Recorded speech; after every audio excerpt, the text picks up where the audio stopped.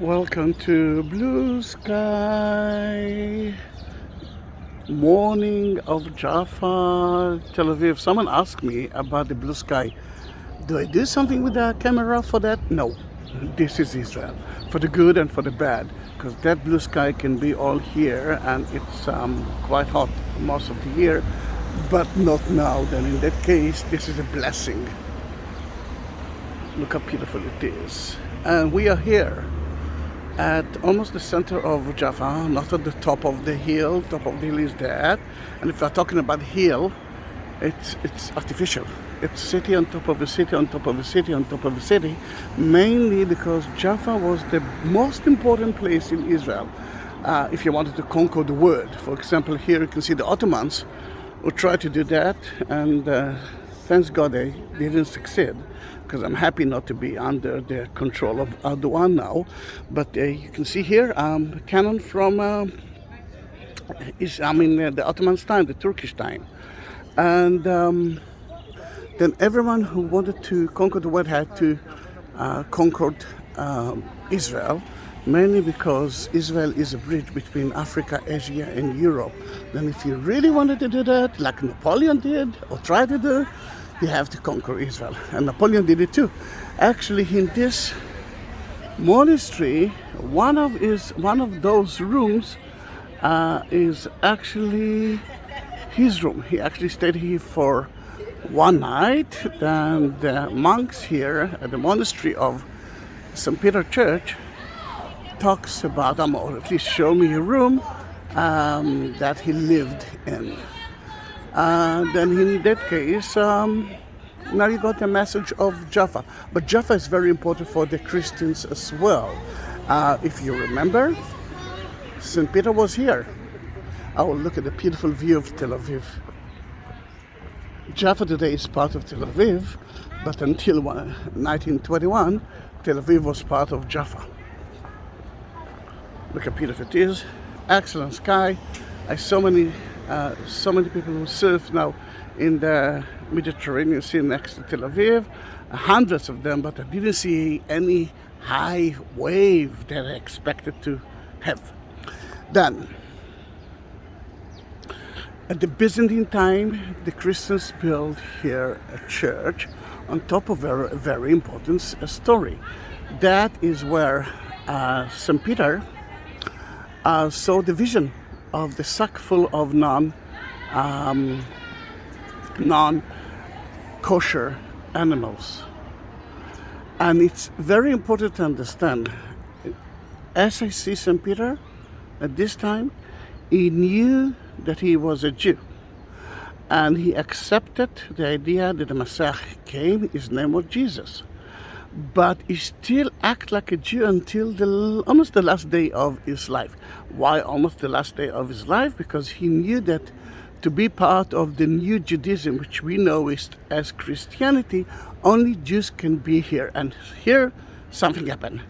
The angel came with a sack full of non-kosher animals and told St. Peter, butcher them and eat. And St. Peter said, I cannot do that. I'm a Jew. A Jew is eating only kosher animals, just like the Bible mentioned. And then the angel said again, butcher those animals and eat them. And he said, no, sorry, I cannot do that. And then he did it for the third time. You know, St. Peter, it's always 3 times. The minute he said it for the third time, he actually went back. St. Peter knew that something is happening here, but he didn't think a lot, because then he heard 3 knocks on the door. He was staying at the house of Simon the tanner, his friends. That was just a little bit after he resurrected Tabitha, Tzvia in Hebrew, and he was on the roof meditating, waiting for his dinner, as I believe, mainly because Simon the tanner, I don't know if you smell places like that prepare leather products. It doesn't smell so well. And then the angel came.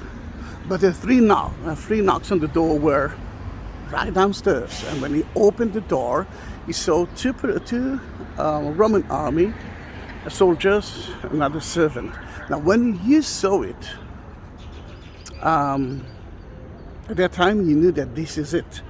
He knows that Jesus was already crucified by the Romans, not by the Jews. Then he knew that he's going to be the second one, because he is the leader of the 12.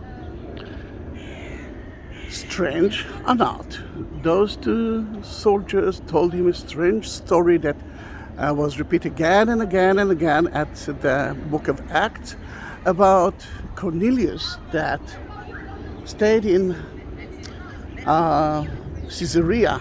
Then let me show you. Maybe we will see Caesarea, although no, it's not so clear. Let me see. No, you cannot see it, but you can understand where you will understand where it is. This is Tel Aviv. The next city is Herzliya. Then let's see. 30 minutes by car. You will reach the coast of Caesarea. Then it wasn't such a long way, and they told him about Cornelius, who was a Roman chief of the army, and he loved the Jewish way. And for that I must tell you that in Rome, 10% of the people actually loved that way of the monotheistic God, and they served in a way the Jewish God. And he told him, he had a vision, and the vision told him to ask for St. Peter. He wanted to convert it to the new Judaism, which we know as Christianity today. Then when St. Peter came to there, he came as a Jew. He didn't enter to his house. He didn't want to enter to his house. He didn't want to eat from his food, mainly because it's against the Jewish way. But when he heard that Cornelius wanted to convert it to the Judaism, he had a problem. He remembered the vision, but he remembered his Judaism way, and the Jewish way is totally against missionary acts until today. You won't see a lot of rabbis who will try to convert non-Jews into Christianity. This is the only monotheistic religion that trying not to do the trying to avoid it. But then he saw the Holy Spirit above him by a shape of the dove, and the Holy Spirit gave him the idea, this is it. From here we can convert people to Christianity. Then in that case, or to Judaism of that time, in that case it's happened in a way for the first time there, although Jesus mentioned it so many times, and he did it for few non-Jewish people. Remember what's happened in Gerasa and what's happened in so many other places. Then, in that matter, the first church that was built here was at the Byzantine time, but it was destroyed at the 7th century by the Muslims, and then it's like the rest, building, destroying, building, destroying, building, destroying. At the 13th century, the Crusader builds here a fortress and a church, and the only thing that left from it is that round tower, guarding tower. It'd been destroyed a few times later on, and at the 16th century, the Franciscans got that place and built here a church, which most of it you can see it here, but at the 19th century they renovated it because some of it been destroyed. The church is divided into two. The church itself, you can see immediately the difference, and the monastery. I was in the monastery for like 3 weeks. I was studying about Christianity. Here it's a very simple one with a beautiful small atrium and garden. It's a totally Catholic church, and this is the version of the Catholic. Later on, I will show you the version of the Armenian. They have a different place very close to here about the house of Simon the Tanner. And the Greek Orthodox believes that the house of Simon the Tanner is like a few kilometers from here at the other side of Jaffa, at the house of Tabitha, or very close to the tomb of Tabitha. Then there are few options. Most of the time I'm traveling in those few options to show you that there are differences between Christianity orders, but it's almost the same. The children here are playing. They have missions, and I don't want to be close to them because I will listen to what they say and then I will help them to do that. But the idea is to let them deal with Jaffa by themselves. It's beautiful to see that it's kind of a competition. Here there's another group. And what we can see here, first of all, you can see the beautiful brown colors, breaks, which so rare in Israel. It's more like, it looks like more like a Spanish church than a local place. This is the west. We are facing now to the west, and this is the east. I'm standing in the east, but where is the altar? Facing to the west. This is one of the few churches that changed the idea of east apsis, mainly because actually two reasons. The first one, St. Peter left Israel to Rome, of today to the Vatican. Then in that case he actually left from here to the west. Secondly, the pilgrims who came to Jaffa, and that was the main port of the pilgrims, the Christian pilgrims, they actually saw the apsis and they realized that they reach the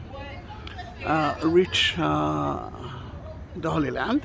And the priests, in a way, when they pray to the west, they actually pray for them as well. You can see here the two hands, one of Jesus, one of St. Franciscus, and you can see beautifully the keys to the kingdom of heaven.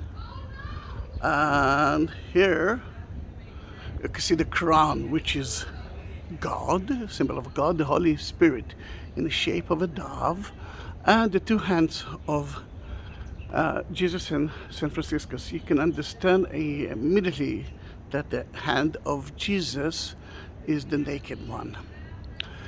In some places you can see even the whole of the stigmatas that St. Franciscus had as well. Below it you can see the cross of Jerusalem. The cross of Jerusalem is the main cross of the Holy Land in a way. And the idea is that the main cross is the center of the world, which is Jerusalem, and the rest is whatever you want, four gospels altogether, 5 stigmatas, whatever. Let's go in, and I have to be quiet. If people will pray there, I won't talk, but then you will see how beautiful is the church, and you will see that in the apsis you will see the vision of St. Peter. They have here masses in Spanish, Hebrew, English, Polish, few languages. Then let's go in.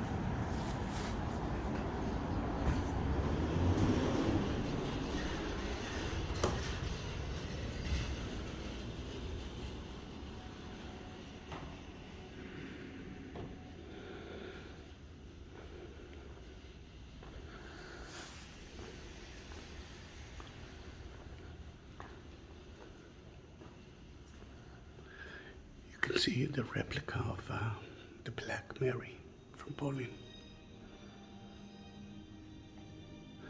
the background you can hear a little bit of classical Christian music.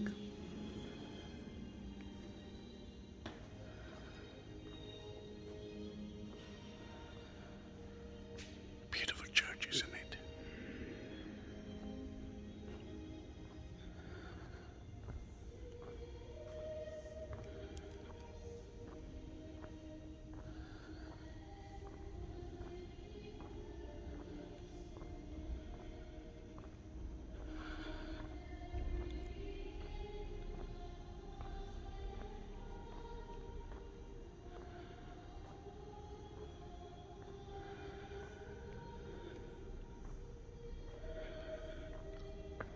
Monetize the last word of the gospel.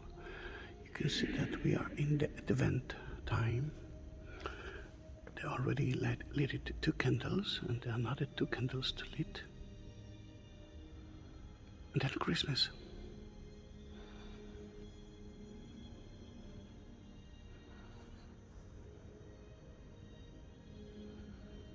The vision is in front of you.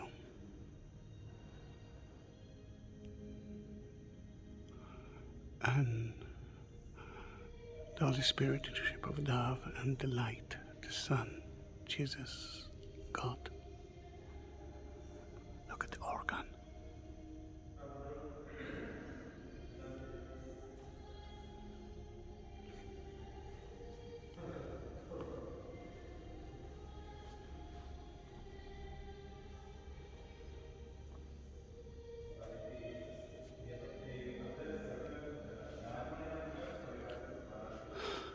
One of the most beautiful places for the sermon, for the speech of it, and you can see some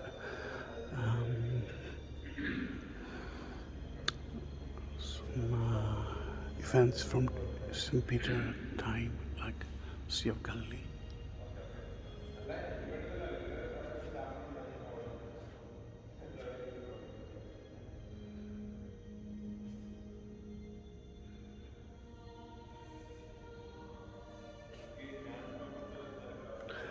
Don't go away, because I'm gonna take you to the Armenian house of Simon the Tanner. And the nativity is in front of you, but who is missing? Jesus, because it's still the Advent. We are at December 10th.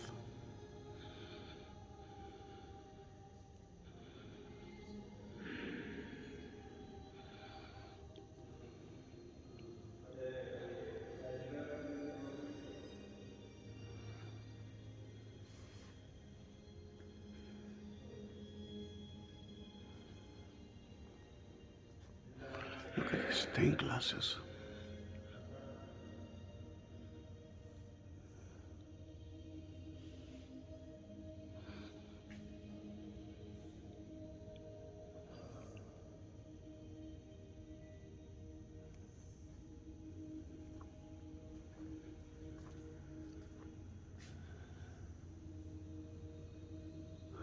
As you can see, there's only one nave here, and I think 5 chapels at each side. San Francisco's. San Antonio? No, Francisco's. San Antonio is... Can you read it?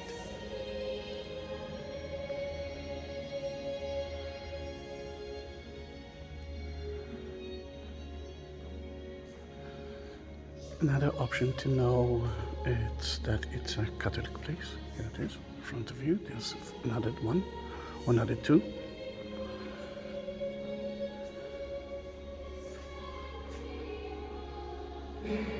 And the 14 stations of the Via della Rosa on the marble walls. And beautifully, then you can see the keys to the kingdom of heaven and other symbols of the Franciscan's Custodia. But before you're going out, Oh, this is so sad.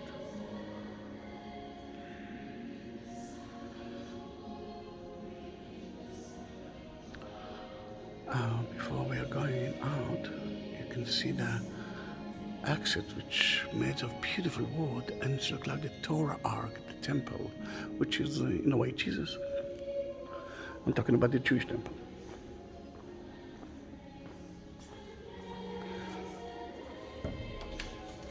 Beautiful, isn't it? Then let's continue together to the house of Simon the Tanner, the second house of Simon the Tanner. It's a beautiful day in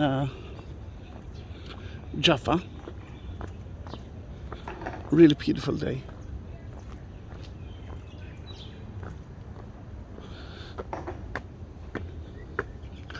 Now, why there's not a lot of decoration for Christmas? I mean, it's first of all, it's a Catholic church, and except of the Nativity and you heard a little bit of the Christmas Gospels, you didn't see a lot of lights and happiness. Mainly because Israel, it's a Jewish state, it's not a Christian state, and it is, you can see the flag of Israel in front of you. Then the Jews are not celebrating Christmas, although I must tell you that New Year's Day is a kind of a non-religious celebration, and the Israelis like to go to Christmas market to eat Santa chocolate and to wear Santa hat, but they don't see it as a religion thing. They see it as happiness, another way to celebrate, especially in this time of the COVID-19. Another reason why Israel is not really ready for Christmas, we do have 2% of Christians, and they are celebrating here, mainly because the city of Bethlehem is very close to here. If I want to reach Bethlehem from Tel Aviv, I'm now in Jaffa, Tel Aviv. Let me see, 1 hour and 10 minutes. On Friday it even will be 1 hour. On Friday I will be there. Then it's not a problem at all. They will celebrate Christmas there. But still, why the atmosphere is not as amazing as it was supposed to be? I mean, at least we do have 2% of Christians. Mainly because we have mainly Greek Orthodox and Catholic and Armenian and Copts and. Then in that case, those 2% I divided into 3 different dates of Christmas. We will talk about it soon, but look at the beautiful ancient port of Jaffa. That's where the pilgrims reached when they came to the Holy Land. And here you can see another church. This is a Greek Orthodox church, and then Armenian church. Then in that case, those 2% are split into 3 different dates because of different calendars. The Catholic, which is the minority of the Christians, will celebrate it with the Protestant the 24th of December, this December, I mean about 2 weeks from now.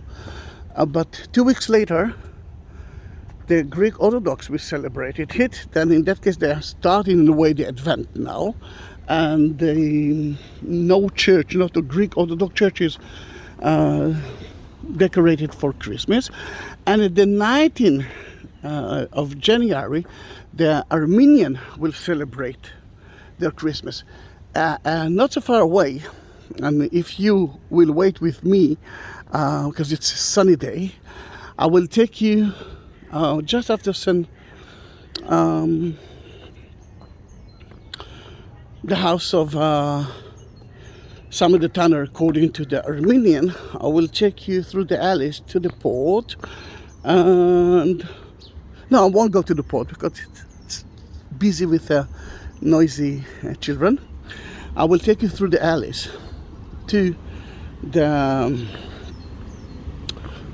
clock square, and you will see 15 meters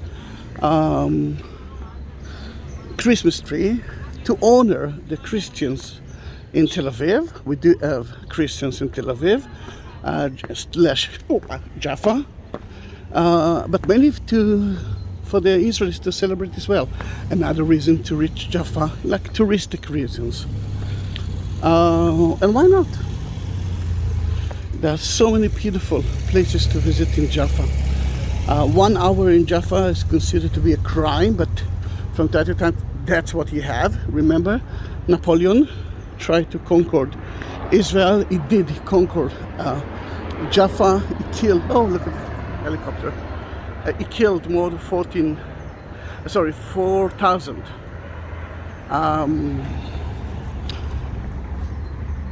Turkish Ottoman soldiers, but he was defeated.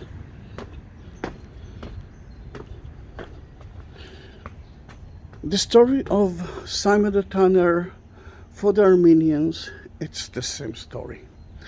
It's the same Bible. Everyone reads the book of Acts for that. But the place itself is different. Then this is the entrance to Zacharian family, who take care of the house of Simon and the Tanner in front of you, but no one can go in. What and why?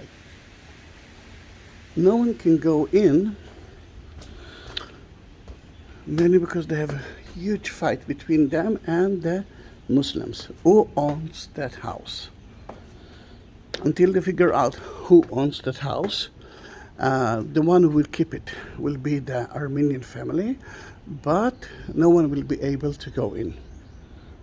I've been there only once, and that's why that happened, because I was talking about the Zacharian family, which is a beautiful family. But sadly, I entered, but I could take pictures. I couldn't. It wasn't allowed for me to do that. Then you can see that it used to be a Muslim house as well.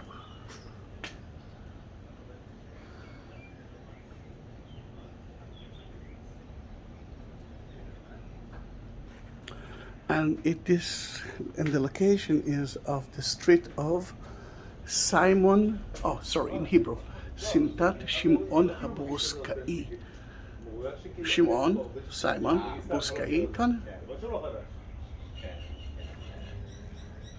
Let me climb up and take you through the alleys of Jaffa to the Christmas tree. Together, tonight, I will take my whole family, my sister, my brothers, their children, to celebrate Christmas in Jaffa. It's going to be a little bit cold, but when I'm saying cold, I must tell you that I'm walking with a long t-shirt. It's a long sleeve t-shirt, but it's chilly and nice. Then it's going to be a little bit more chilly, but not so something to run home about it. I was talking with some friends of mine, like Betty, for example, and it's freezing there, not here. Freezing it's not, but look at the water here. You will see a lot of galleries in Jaffa, but not in that area. A lot of artists are living here, and mostly in Christian institutes. Now, why it's narrow? For that, Two reasons. We'll give it two reasons. First of all, there's a lot of sun here, and if it's narrow, you can save heat hours.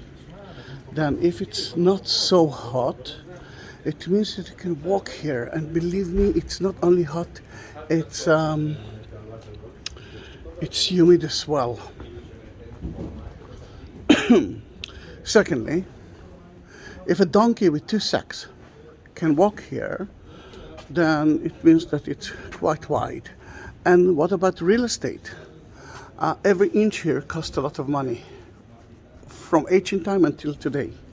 Then in that case, there's no reason to build wide streets.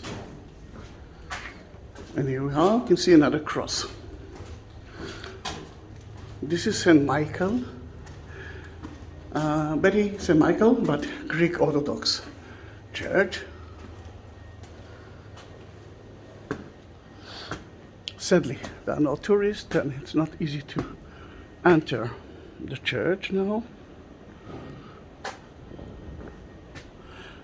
And you have to be Greek Orthodox to enter into it.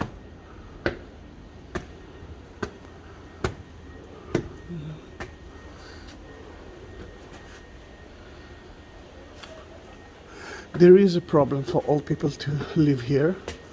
They have to walk a lot.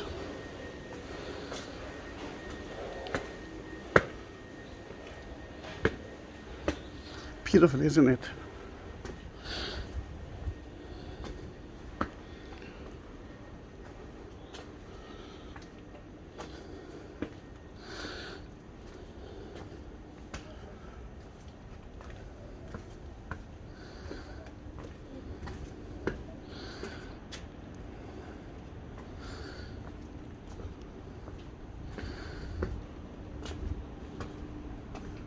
Oh, look at the balcony.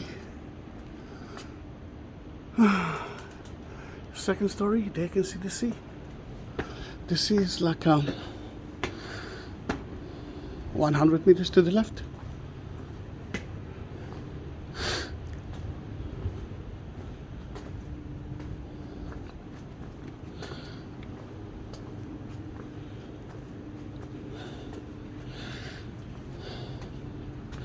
Look how beautiful it is. The street names are mostly of zodiac. Scorpion, Mazal Akrav in Hebrew.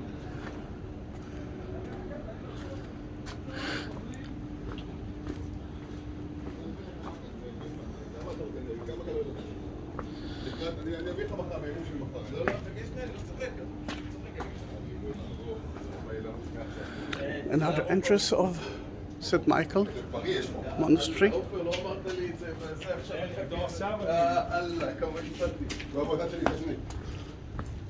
Great.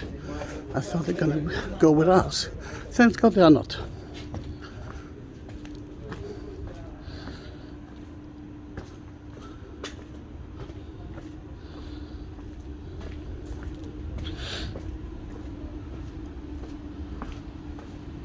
Beautiful.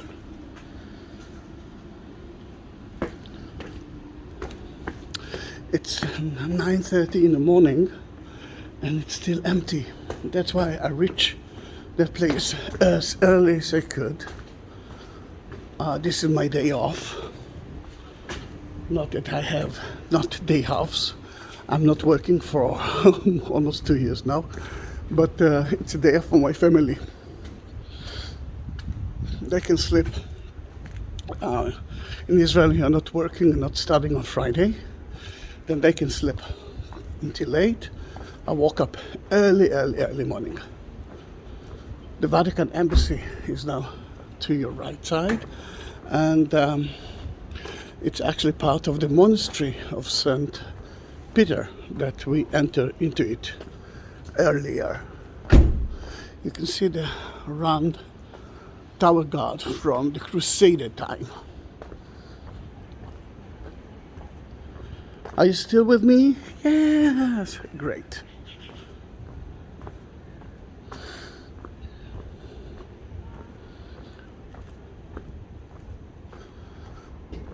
Wow, it's getting hotter and hotter. Look at the view. That was the Jewish quarter many years ago. Oh, I don't know if you can see. Remember we talked about the surfing area? I don't know if you can see it. Here it is. But what you can see is part of Tel Aviv now.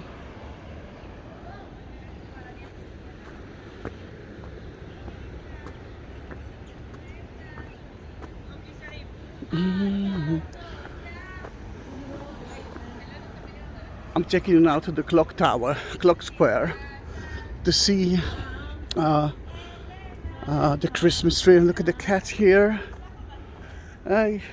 Holy cat, catch holy mice. That is one of the marks that I got from one of my subscribers. And if I'm talking about that and you reach that point, it means that you love that video. Oh, look at that. Then what I will ask you to do is to subscribe my channel. And if you want to support me a little bit, at the beginning I was too shy to ask, but then you forced me to do that, and I feel happy because I can now take the bus or rent a car to take some videos for you. Then at the description you will find the link for buy me a coffee, and then you can do that. If you didn't find it, send me a message and I will send you the link. And thank you very much for even thinking of doing it. I'm doing it because it actually I'm staying alive by doing it. I had a huge crisis, mentally crisis. I had, I think a year ago or something like that. I realized that tourists weren't rich here. We didn't get a lot of help from the government, and I had to support my Runit and my daughter. And because of you, I'm doing it. Yay! Thank you. But because of you, I'm actually taking videos. I have a reason now to go out early morning from my house for that. Da-da-dum. Happy, happy, happy. We will reach the square in about 5 minutes, but that part is really boring. That we are jumping straight to the square, which is right there. You can see the cars crossing the road. That is the square, clock square. Then see you in about 3, 2, and 1. Here we are. Told you it's going to be so quick. Then you can see the clock square. It was built for the Sultan of the Ottomans at around 1906, 1909, and he built 100 clock towers like that for him. 5 of them were in Israel, and you can see one of them in front of you. But that's for a different tour, and if you want to know a lot about the history of the clock tower, it's not a problem at all. You can do that via my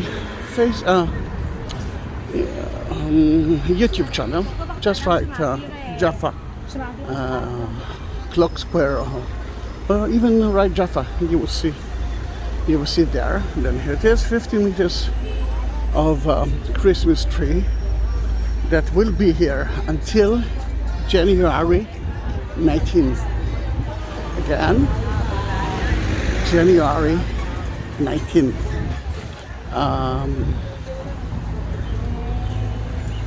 Nice, isn't it? This is the end of the tour. It's a long tour. It's 40 minutes tour of Jaffa. Then see you in my next videos. Oh, wait a minute, it started to work.